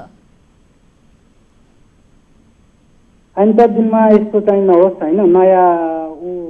नयाँ चुनावमा आउने कुराहरू र जनताको प्रतिनिधित्व गर्ने जुन नेतृत्वदायी चाहिने भूमिकामा चाहिने जो उपस्थित हुनुभएका नेताहरूलाई म यो सल्लाह दिन चाहन्छु कि यहाँको जति चाहिँ आरक्षाबाट पीडित जनसमुदायहरूलाई आफ्नो स्थानमा जहाँ बसोबास गरिराखेका छन् त्यही उनीहरूको समस्यालाई मध्यनजर गर्दै उनीहरूलाई लाल पूर्जा उपलब्ध गराइदियो भने अलि राम्रो हुन्थ्यो कि भन्ने सुझाव दिन चाहन्छु। अब अहिलेसम्म यो 20 वर्षको अन्तरालमा कुनै त्यस्तो व्यवस्था गर्छु भन्ने प्रतिबद्धता पाउनु भएको छ? प्रतिबद्धता त धेरैचोटि पाइएको हो तर भएन। प्रतिबद्धता पाउनु भएको छैन? कुनै आश्वासनहरू? चुनावको बेला दिन्छौँ भनेर भनेकै हुन् नेताहरूले। हस्, धन्यवाद तपाईँको गुनासोको लागि। हामी यो तपाईँको गुनासो सम्बोधनको लागि हामी त्यहाँका सम्बन्धित व्यक्तिहरूसँग पनि निरन्तर सम्पर्क गर्ने कोसिस गरिरहेका छौँ। हाम्रा प्राविधिक मित्रहरूले यति बेला त्यहाँका मेयर र त्यहाँका प्रदेश सांसदसँग पनि जुन सम्पर्क गर्ने प्रदेश सभाका सांसदसँग पनि सम्पर्क गर्ने कोसिस गर्दै हुनुहुन्छ। यो विषयको उत्थान हामीले गरिसके पछाडि यो समस्याको निराकरण गर्नको लागि हामीले कोसिस गरिरहेका छौँ। विभिन्न स्थानमा यति बेला मानिसहरू भूमि छ तर भूमि उपभोग गरेको आफूसँग कागज प्रमाणपत्र नहुँदाखेरि, जग्गा धनी पूर्जा नहुँदाखेरि आफूले केही गर्छु अथवा जीविकोपार्जन गर्नलाई समस्या भइरहेको छ। यो हिक्मतजीको मात्र समस्या होइन, यो समग्र जो साँच्चै नै यति बेला सुकुम्बासी भएर बाँच्नको लागि विवश भएका छन् ती व्यक्तिहरूको समस्या रहेको छ। यो समस्या हामीले सम्बोधन गर्नको निम्ति हामीसँग यति बेला प्रतिनिधि सभाका सांसद हुनुहुन्छ हामीसँग यति बेला नरबहादुर धामी। हामी उहाँसँग यो विषयमा कुराकानी गर्नेछौँ। नर सर, स्वागत छ यहाँलाई न्युज 24 टेलिभिजनको कार्यक्रम कल 24 मा। धन्यवाद। अब सर, यो धेरै लामो समय करिब 20 वर्ष भइसकेछ उहाँहरू यति बेला भूमि छ, बस्नु भएको छ, घर छ तर लाल पूर्जा छैन। यो कोरोना कहरमा विदेशबाट फर्किनु भयो, केही पैसा जो गरेर लिएर आउनु भएको थियो, त्यो पैसाले सानो एउटा व्यवसाय गरौँ, यही देशमा केही गरेर बाँचौँ, जिन्दगी चलाउँ भन्ने सोचमा हुनुहुन्छ तर लाल पूर्जा नै छैन, घरेलुमा दर्तै हुँदैन। यो समस्या कसरी सम्बोधन गरिन्छ सर? अब अहिले चाहिँ त्यसका बारेमा चाहिँ समिति गठन हुँदैछ। सर, 20 वर्ष भएछ तपाईँको क्षेत्रको, कहिले समिति गठन गर्नुहुन्छ सर? त्यो चाहिँ होइन, कसो त भयो तर चाहिँ अस्ति मात्रै भएको एउटा चाहिँ क्याबिनेटको निर्णयको बारेमा भन्नुभयो कि अस्ति चाहिँ यो अहिले नयाँ चाहिँ यो जस्तो अहिले यो ऐलानी जग्गा छ, ऐलानी जग्गालाई चाहिँ हामीले चाहिँ के अरे नयाँ लाल पूर्जा दिने सन्दर्भमा हो।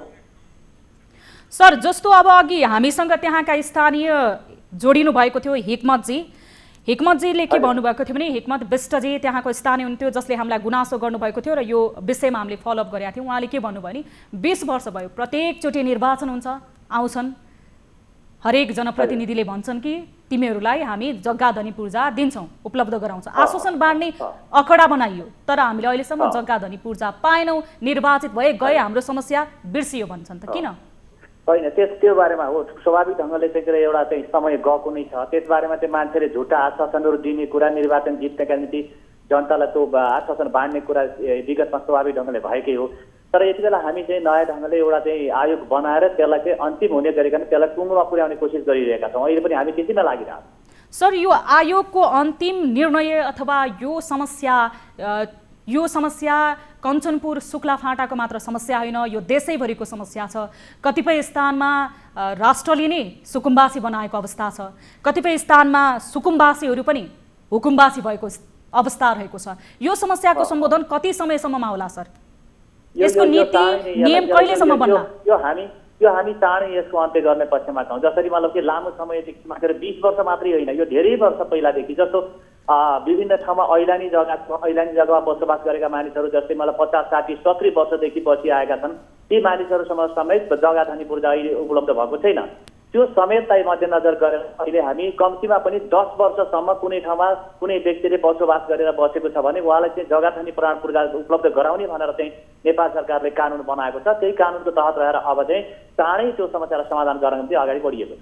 यस्तो विषयमा तपाईसँग कुराकानी गर्दा दुःखद के लाग्छ भने नि सर, जस्तो ती व्यक्तिहरू जोसँग जग्गा धनी पूर्जा छैन, उनीहरूको भोट प्रयोग हुन्छ, ती व्यक्तिहरू विदेश जान्छन्, त्यो रेमिटान्सले देश चल्छ, त्यही व्यक्ति केही पैसा जो गरेर देश फर्किन्छ, यहाँ केही गर्न खोज्दाखेरि उसले जग्गा धनी पूर्जा नभएको भएर राष्ट्रले दिने सेवा सुविधा आफूले गर्न खोज्ने हरेक युवा जोस जाँगर मार्न विवश हुन्छ। यो समस्या अब त स्थायी सरकार छ, हामीले सरकारको कतिवटा नीति तथा कार्यक्रम एजेन्डाहरूमा चाहिँ यो बकाइदा एजेन्डा बनाएर लिएर गइन्छ, तर किन कार्यान्वयन हुँदैन सर? अब यसपटक भने योभन्दा पहिला जस्तो आयोगहरू बनाउने, आयोगहरूका विरुद्धमा अदालतमा मुद्दा जाने, त्यो मुद्दा भइसके पछाडि अनि त्यो आयोगले काम गर्न नपाउने, त्यस्तो प्रकारको हिजोको चाहिँ प्रावधान यसपटकलाई हामीले चाहिँ संसदबाट एउटा कानुन नै पास गरिसकेका छौँ र त्यो कानुन बनाइसकेपछि बलियो आयोग हामीले निर्माण गर्नेवाला छौँ। त्यो आयोग बनिसकेपछि त्यसले अन द स्पोटमा चाहिँ जग्गा धनी प्रमाण पूर्जा वितरण गर्न सकिने त्यो अधिकार सहित मलाई त्यो आयोग बन्नेछ। हजुर सर, पटक हुने आयोगले यसलाई अन्तिम हुने गरिकन यो समस्याको समाधान गर्ने। हजुर सर, यति बेला हामीसँग कार्यक्रम हेरेर बसिरहनु भएको दर्शक त्यही स्थानबाट शेरबहादुर विष्ट प्रत्यक्ष सम्पर्कमा जोडिनु भएको छ र तपाईँसँग कुरा गर्न चाहनुहुन्छ। शेरबहादुरजी हजुर हजुर स्वागत छ यहाँलाई कार्यक्रममा। हजुर धन्यवाद। तपाईँको क्षेत्रको जनप्रतिनिधि हुनुहुन्छ, यति बेला उहाँसँग तपाईँले आफ्नो गुनासो राख्न सक्नुहुन्छ। हजुर हजुर हजुर दाइ नमस्ते सर। नमस्कार। हेलो सुनिरहनु भएको छ शेरबहादुरजी, तपाईँले भन्न सक्नुहुन्छ, तपाईँले आफ्नो गुनासो राख्न सक्नुहुन्छ।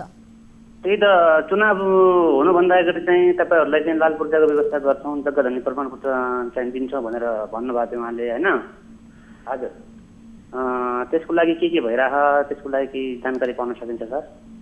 अब पहिलाका मान्छेहरूले भने जसरी मलाई तपाईँहरूलाई जग्गा धनी पूर्जा दिन्छौँ, हामीलाई भोट देऊ भनेर जसरी मान्छेले ढाँट्ने गरेका थिए। सर धेरै जनप्रतिनिधिहरूले भोट ब्याङ्कको रूपमा मात्र युज गरे सुकुम्बासीलाई। त्यही भएर मलाई थाहा छ, मैले बुझेछु। मैले पहिलाका जनप्रतिनिधिहरूले जसरी ढाँटेका थिए त्यसो गरिकन हामी ढाँट्ने पक्षमा छैनौँ। हामीले भर्खरै मात्र कानुन बनाइसकेका छौँ, त्यस सम्बन्धी कानुन बनाइसकेका छौँ र जो आयोग बन्छ त्यो आयोगलाई कुनै पनि अदालती कारवाहीले पनि हटाउन नसक्ने, काम गर्न नदिने, त्यसलाई बाधा व्यवधान गर्ने खालको आयोग अब बन्दैन। त्यस हुनाले अब हामी बलियो आयोग चाँडै बन्दैछ। लगभग मलाई लाग्छ 1-1.5 हप्ताभित्र हामी आयोग बनाउँदैछौँ। त्यो आयोगले अब चाहिँ नै प्रत्येक जनतालाई चाहिँ जसले जग्गा पूर्जा पाएका छैन, जससँग जग्गा धनी पूर्जा छैन, उहाँहरूलाई चाहिँ जग्गा धनी पूर्जा प्राप्त हुने गरिकन त्यो काम चाहिँ हामीले अगाडि बढाइरहेको छौँ। त्यो धेरै त्यसो भए हजुर 1 वर्षभित्र पाउँछौँ हामी त्यसो भए लाल पूर्जा। मजाले। अब आयोग बन्नका निम्ति तपाईँलाई धेरै टाइमै लाग्दैन, लगभग 1-1.5 हप्ताभित्र आयोग बन्छ हाम्रो केन्द्रमा, के अरे जिल्लाहरूमा। त्यो जिल्लाको आयोगले तत्कालै 1 महिनाभित्रै मलाई त्यो कामको थालनी गर्छ। ल सर, ल त्यसो भए ल, हुन्छ सर, धन्यवाद। हजुर धन्यवाद। हामी ढाँट्दिनौँ हजुर, हामीले हजुरको अगाडि भनेका कुरा सबै हामी पुरा गर्नको निम्ति तत्पर छौँ। नरबहादुर सर, उहाँको जटिल प्रश्न रह्यो, कति दिनमा आयोग बन्छ सर? हो, त्यो आयोग लगभग 1-1.5 हप्ताभन्दा माथि लाग्दैन। अब सबै प्रक्रिया पुरा भइसकेको छ, कानुन मन्त्रालयबाट कानुन पनि बनेर आइसकेको छ र त्यसको तहत रहेर हामीले चाहिँ एउटा नियमावली बनाएका छौँ। त्यो नियमावलीमा पनि राजस्व कति लिने, कसरी लिने, अनि कति जग्गा उपलब्ध गराउने, यी सबै कुराको चाहिँ नियमावली त्यो बनाएर चाहिँ कानुन मन्त्रालयबाट पास भएर क्याबिनेट गइसकेको छ। क्याबिनेटबाट त्यो पनि पास भएर आउँछ र सँगसँगै अब हाम्रो यो आयोग चाहिँ बन्छ। हजुर, आयोग बनिसकेपछि त्यसले त्यो शक्तिशाली आयोग हुन्छ, त्यो कानुन सम्मत आयोग हुन्छ। त्यो आयोगले काम थालेपछि तुरुन्तै जनताको हातमा लाल पूर्जा प्राप्त हुन्छ। हस्, तपाईँको यो प्रतिबद्धताको लागि धेरै धेरै धन्यवाद सर। तपाईँले यो प्रतिबद्धता हामीलाई जनाउनु भएको छ हाम्रो कार्यक्रम मार्फत र तपाईँसँग यति बेला त्यहाँका स्थानीयहरूले नै ठुलो अपेक्षा गरेर बसिरहेका छन्। त्यहाँका मात्र होइन, देशभरिका सुकुम्बासी जो वास्तविक रूपमा सुकुम्बासी रहेका छन् उहाँहरूबाट 1 हप्ता पछाडि हामी तपाईँसँग फेरि जोडिनेछौँ। हस्, यति बेला हामीसँग नरबहादुर धामी जो त्यहाँका प्रतिनिधि हुनुहुन्थ्यो, निर्वाचित प्रतिनिधि, र त्यसै गरी त्यहाँका स्थानीय हामीसँग जोडिनु भएको थियो, जुन सुकुम्बासी समस्या राष्ट्रबाट सुक्लाफाँटा, कञ्चनपुर, कृष्णपुर जहाँ बसिरहेका छन्, उहाँहरू करिब 20 वर्षदेखि लाल पूर्जा विहीन छन्। जब निर्वाचन आउँछ उहाँहरूको मतदान प्रयोग हुन्छ, उहाँहरू भोट दिन जानुहुन्छ, आश्वासन पाउनुहुन्छ, तर 20 वर्ष भयो लाल पूर्जा छैन भनेर गुनासो गर्नुभएको थियो त्यहाँको स्थानीयले र हामीले प्रत्यक्ष रूपमा त्यहीका जनप्रतिनिधि जो यस विषयमा आयोग बनाउने कार्यमा जुटिरहनु भएको छ उहाँले प्रतिबद्धता जनाएर जानुभएको छ नरबहादुर धामीले। अब हामी लाग्छौँ तेस्रो विषयवस्तुतर्फ। समस्या छ, कोरोना सङ्कटमा त झन् समस्या धेरै छ। यो नियतिकै नियत कहिलेसम्म सहने हो? सङ्कटमा सिन्धुपाल्चोक घर भई काठमाडौँ चन्द्रागिरी नगरपालिका 4 गौरी गाउँमा बस्ने एक महिलाले भोग्नु परेको छ। बिमला बानिया उनको नाउँ। बस्दै आएको घर छोड्नु परेको छ। उनलाई भाडा नतिरेको भनेर घरबेटीले निकालिदिएका छन्। विगत 1 वर्षदेखि गीतागिरीको घरमा बस्दै आएकी बिमलाको परिवारमा 4 जना सदस्य छन्। श्रीमान, श्रीमती, 13 वर्षीय छोरा, 7 वर्षीय छोरी। श्रीमान दीर्घ रोगी छन् अनि श्रीमती आफैमा अपाङ्ग हुनुहुन्छ। घरबाट सामान केही निकाल्न नदिई कोठामा तालचा लगाएको गुनासो हाम्रो सामु आएको छ। वास्तविकता बुझ्ने र सरकारवालाहरूसँग सोध्ने प्रयास गरेका छौँ। यो आर्थिक सङ्कट यति बेला विश्व नै आर्थिक सङ्कटसँग जुधिरहेको छ। नेपालमा अझ धेरै जो निम्न वर्ग र मध्यम वर्ग रहेका थिए, बिहान काम गरेर बेलुका गुजारा चलाउनेहरू र त्यसमा पनि शारीरिकमा अशक्त जो विपन्न, गरिब र रोगी पनि, ती व्यक्तिहरूको जीविकोपार्जन गर्न धौधौ परिरहेको अवस्थामा मानवीयता यसरी हराएको छ कि घरबेटीले घरबाट केही सामान ननिकालिकन तालचा लगाइदिएका छन् र अहिले सडकको बास बस्न विवश भएका छन्। हामीसँग यति बेला बिमला बानिया, जसले हामीलाई कल 24 मा यो गुनासो गर्नुभएको थियो, उहाँको घरबेटी गीतागिरी हामीसँग प्रत्यक्ष टेलिफोन सम्पर्कमा जोडिनु भएको छ। गीताजी, स्वागत छ यहाँलाई कार्यक्रम कल 24 मा। गीताजीले यति बेला फोन राखिदिनु भएको छ। हामीलाई जो बिमला बानिया, जसले हाम्रो टोल फ्री नम्बरमा टेलिफोन गरेर गुनासो पोख्नु भएको थियो कल 24 मा, उहाँले बताएअनुसार उहाँको चन्द्रागिरीमा मात्र 3वटा घर छ। तर यो सङ्कटमा अथवा यो संसारमा घर ठुलो र पक्की मात्र भएर हुँदो रहेनछ, मन पनि ठुलो चाहिँदो रहेछ। जबकि 3वटा घरबाट उहाँले सपाङ्ग भएका व्यक्ति अथवा जसको आय स्रोत रहिरहेको थियो, यो कोरोनाको कारणले धेरैलाई सङ्कट पारेको थियो, तर पनि आय स्रोत भएका व्यक्तिहरूबाट पनि उहाँले भाडा लिइरहनु भएको थियो भने एकजना अपाङ्गलाई मानवीयता, संवेदना नै उहाँले बिर्सिएर घरको कोठामा तालचा लगाइदिनु भएको छ, जुन घरबाट उहाँहरूले केही सामान लिन पाउनु भएको छैन। उहाँले हामीलाई रुँदै फोन गर्नुभएको थियो। बिमला बानिया जो सिन्धुपाल्चोकको हुनुहुन्थ्यो र उहाँ गीतागिरीको घरमा कोठा भाडामा लिएर बसिरहनु भएको थियो। उहाँले हामीलाई जानकारी गराएअनुसार यो लकडाउनको अवधिमा 6000 रुपियाँ मैले जाए जेथा जे छ त्योबाट जोडेर 6000 रुपियाँ गीतागिरीलाई बुझाएको थिएँ। तर अहिले उहाँले मेरो घरमा तालचा लगाइदिनु भयो। मेरो बुढा रोगी हुनुहुन्छ, औषधिसम्म किन्न सक्ने मेरो अवस्था रहेको छैन। घरबेटीले कोठा बन्द गरिदिँदा म सडकमा आएको छु भनेर हामीलाई रुँदै गुनासो गर्नुभएको थियो। मानवीय संवेदना बिर्सिएको अवस्था रहेको छ र हामीसँग यति बेला सर्वसाधारण जोडिनु भएको छ। कहाँबाट को हुनुहुन्छ? हामी उहाँलाई कार्यक्रममा स्वागत गर्छौँ। कहाँबाट को हुनुहुन्छ? हजुर हजुर, म चाहिँ यहाँ माइती नयाँ बजारबाट। कहाँबाट भन्नुभयो? हजुर, माइती नयाँ बजार। नयाँ बजारबाट। तपाईँको शुभ नाम? हजुर, मेरो नाम चाहिँ मङ्गल लामा हो। एकजना बहिनीलाई यस्तो समस्या परेछ कि रुमको बारेमा। हजुर भन्नुहोस्, हामीले भर्खरै यो विषय नै उत्थान गर्न खोजिरहेका थियौँ। हजुर, उहाँ बहिनी एकजना घर जानु भएको थियो, लकडाउन अगाडि गोर्खाको सुनिता कुमार भन्ने। सर बिस्तार बोल्नुहोस् ल। हजुर, सुनिता कुमार भन्ने गोर्खा घर भएको बहिनी। गोर्खा घर भएको बहिनीलाई के भयो भन्नुहोस् त सर? अनि घरबेटीले तपाईँको घरबाट दिएन भनेर फेसबुकमा पैसा खाएर भाग्यो भनेर पुरा फेसबुकमा हालिदिएको छ कि नम्बर चाहिँ।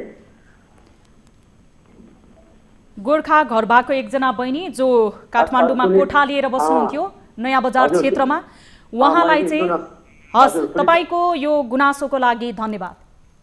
यति बेला हामीलाई एकजना सर्वसाधारणले टेलिफोन सम्पर्क गरेर बताउँदै हुनुहुन्थ्यो। उहाँले बताएअनुसार यति बेला नयाँ बजारमा कोठा लिँदै बसेकी गोर्खा घर भएकी एकजना महिला जसले कोठा भाडा दिएन भनेर यति पैसा खाएर हिँड्यो भनेर सामाजिक सञ्जाल फेसबुकमा फोटो हालिएको छ भनेर उहाँले हामीलाई जानकारी गुनासो पोख्दै हुनुहुन्थ्यो। हामीसँग अर्को पनि सर्वसाधारण यति बेला जोडिनु भएको छ भाइबर मार्फत। नमस्कार, कहाँबाट को हुनुहुन्छ? नमस्कार, सुनिरहनु भएको छ?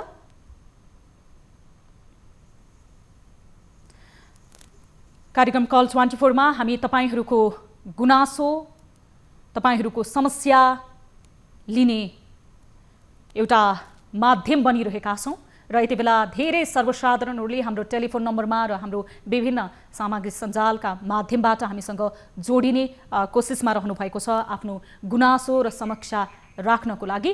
हामीसँग भाइबरमा जोडिनु भएको जो सर्वसाधारण हुनुहुन्छ हामी उहाँसँग पुनः कुराकानी गर्नेछौँ। कहाँबाट को हुनुहुन्छ? नमस्ते। हजुर नमस्कार। तपाईले मेरो आवाज सुनिरहनु भएको छ? हजुर सुनिरहेको छु। हजुर सुनिरहेको छु। तपाईको शुभ नाम? मेरो नाम नन्दकुमार साई मुगुदेखि। हजुर नन्दजी मुगुबाट हुनुहुन्छ? हजुर नन्दकुमार साई। के गुनासो थियो होला मुगुजी? नन्दजी हजुर यो हाम्रो छायानौत रारा नगरपालिका वडा नम्बर 7 टोप्लामा कडाली प्रदेश सरकारबाट त्यो अब 76-77 को एउटा सडक निर्माण यो रोड थियो। त्यसमा चाहिँ उपभोक्ता समितिले 23-24 लाखको यहाँ हिनामिना गरेर जनताले अहिलेसम्म पैसा पनि पाएको छैन। अनि कित्या सिग्नेचर यो कार्यालयमा कामदारहरूको नाम चाहिँ उल्लेख छैन। अनि काम नगरेको मान्छेको त्यहाँ कित्या सिग्नेचर पेश गरिएको छ। अनि कामदारले अहिलेसम्म पैसा पनि पाएको छैन। त्यसको लागि हामीले सम्बन्धित निकायमा धेरै ठाउँ हामीले यसको गर्दा पनि सुनाइ भएको छैन। त्यो भएर यसको लागि के हुन्छ डाटा यो हाम्रो यो भाइबरमा मैले यो अस्ति फोन गरेको थिएँ। अनि त्यहाँ मैले यो सबै डकुमेन्टहरू पनि पठाइसकेको छु। अनि कामदारले पैसा पाएको छैन। यो सब हिनामिना एउटा योजना ल्याउने अनि गोप्यमा सम्झौता गर्ने, कित्या उपस्थिति उठाउने, कित्या डकुमेन्टहरू पेश गर्ने लिएर राति पैसा बाँडिएको छ। जनताले पैसा पाएको छैन। यसको लागि मेरो यो गुनासो छ।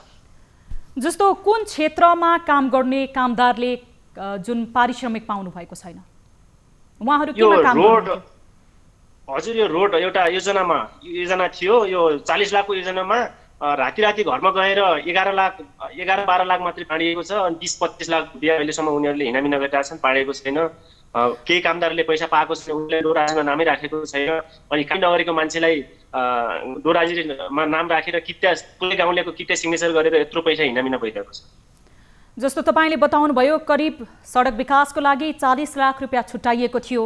त्यसमा 23-24 लाख रुपियाँ त हिनामिना नै पारियो किर्ते हस्ताक्षर गरेर। अझ त्यो सडक निर्माणमा लागेका कामदारहरूले यति बेला पारिश्रमिक पाइरहेका छैनन्, होइन त? हजुर आदिलाई राति घरमा गएर त्यो बुझाइएको छ। अनि त्यो जनगुनासो अनि त्यो भिडियोहरू त्यो सबै हामीसँग छ। गाउँमा राति गएर अब यो पैसा पनि पछि फिर्ती जान्छ, तिमीहरूले पाउँदैनौ, अनि यही यो सबैले बुझिसके अब भनेर घरमा गएर कसैलाई लोभ्याएर कसैलाई फर्काएर पछि यो पैसा पाइँदैन भनेर राति घरमा गएर वडा सदस्य सहित त्यहाँ संलग्नता छ। त्यसरी कित्ते उपस्थिति छ। देश गाउँमै नभएको मान्छेलाई उपभोक्ता समितिमा राखेको छ। जो मान्छे अहिले पनि इन्डियामा हुनुहुन्छ होइन, त्यस्तो मान्छेलाई त्यहाँ राखेको छ। अनि सबै कित्ते फर्ती गरेर यहाँ टेस्ट डकुमेन्टहरू मिलाएर पैसा झिकिएको छ। र त्यो पैसा चाहिँ त्यत्रो 22-23 लाख रुपियाँ त्यो उपभोक्ता समितिले सबैको मिलोमत्तमा यो बाँडिएको छैन, उनीहरूले हिनामिना गरिरहेको छ। हस्, तपाईको यो गुनासोको लागि धन्यवाद। हामी यो विषयमा फलोअप गर्नेछौँ। भोलिको कार्यक्रम तपाईले हेर्नुहोला। कल 24 मा हामी तपाईको त्यहाँका स्थानीय व्यक्ति जुन तपाईलाई आशंका लागेको छ, स्थानीय जनप्रतिनिधि र यससँग सम्बन्धित व्यक्तिहरूसँग यस विषयमा विस्तृत जानकारी लिने जमर्को गर्नेछौँ। यति बेला हामीसँग भर्खरै मात्र हामीले कुराकानी गरिरहेका थियौँ कि काठमाडौँ यो सहरमा मात्र होइन, नेपालका विभिन्न सहरहरूमा ठुला घर बनाएर बसेका घरबेटीहरू, हुन त घरबेटीको आफ्नै प्रकारको समस्या होला। यो आर्थिक हिसाबले अहिले सङ्कट भएको अवस्थामा तर एक अपाङ्ग जो आफ्नो श्रीमान पनि दीर्घरोगी हुनुहुन्छ, उहाँलाई लिएर चन्द्रगिरीमा बस्नुहुन्थ्यो। आफ्नो परिवारसँग नाबालक बच्चाहरू थिए। उहाँलाई गीतागिरी जसले घरमा आफ्नो कोठामा तालचा लगाएर निकालिदिनु भएको छ। गीतागिरी यति बेला हामीसँग टेलिफोन सम्पर्कमा जोडिनु भएको छ। गीताजी, स्वागत छ यहाँलाई कार्यक्रम कल 24 मा। गीताजी सुनिरहनु भएको छ तपाईले मलाई? मेरो आवाज सुनिरहनु भएको छ गीताजी? यति बेला विमला बानिया जसले हाम्रो कार्यक्रम कल 24 मा हामीलाई गुनासो गर्नुभएको थियो र उहाँको समस्या के रहेछ, घरबेटीले पनि त आफ्नो समस्या के रहेछ भनेर हामीले घरबेटीलाई गीतागिरी जसलाई बुझ्नको लागि हाम्रा प्राविधिक मित्रहरूले लगातार टेलिफोन सम्पर्क गरिरहनु भएको थियो र उहाँले योभन्दा अगाडि पनि टेलिफोन लाइभमा नै काट्नुभयो। अहिले पनि मैले उहाँलाई कुराकानीको लागि सोद्धा उहाँ टेलिफोन काटेर गइसक्नु भएको छ। हामीसँग फेरि यति बेला सर्वसाधारण जोडिनु भएको छ। कहाँबाट को बोल्नुभयो? नमस्कार, कहाँबाट को बोल्नुभयो? अलिकति ठुलो स्वरमा बोल्न सक्नुहुन्छ?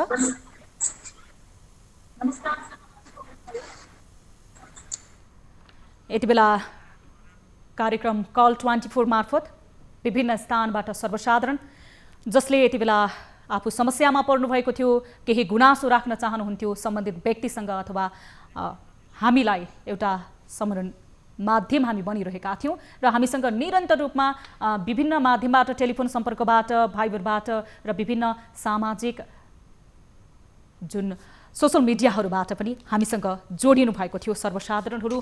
हाम्रो कार्यक्रमको उद्देश्य पनि यदि तपाईँ विभिन्न समस्या अथवा विभिन्न गुनासोहरू लिएर बस्नु भएको छ, सम्बन्धित व्यक्तिले सुनिरहनु भएको छैन अथवा त्यो गुनासो समाधानको लागि सम्बोधनको लागि हामी कार्यक्रम कल 24 मार्फत उपस्थित भएका छौँ र भोलि पुनः यही समयमा प्रत्येक दिन हामी 7 दिन 1:45 देखि उपस्थित हुनेछौँ कार्यक्रम कल 24 लिएर र तपाईहरूले आफ्नो गुनासोहरू प्रत्यक्ष रूपमा हामीलाई राख्न सक्नुहुनेछ र हामी 7 दिन तपाईहरूको गुनासो र समस्याको सम्बोधन गर्नको लागि एउटा समन्वय भूमिका निर्वाह गरिरहेका छौँ। हामी पुनः भोलि यही समयमा उपस्थित हुनेछौँ। तपाईहरू हामीलाई सम्पर्क गर्न सक्नुहुनेछ हाम्रो टोल फ्री नम्बर मार्फत र हामी तपाईहरूको गुनासोलाई सकेसम्म सम्बोधन गर्ने र सम्बन्धित निकायसँग जवाफदेहिता माग्ने जमर्को गर्नेछौँ। कार्यक्रम कल 24 अहिलेलाई यति नै। हामी निरन्तर न्युजमा छौँ। नमस्ते।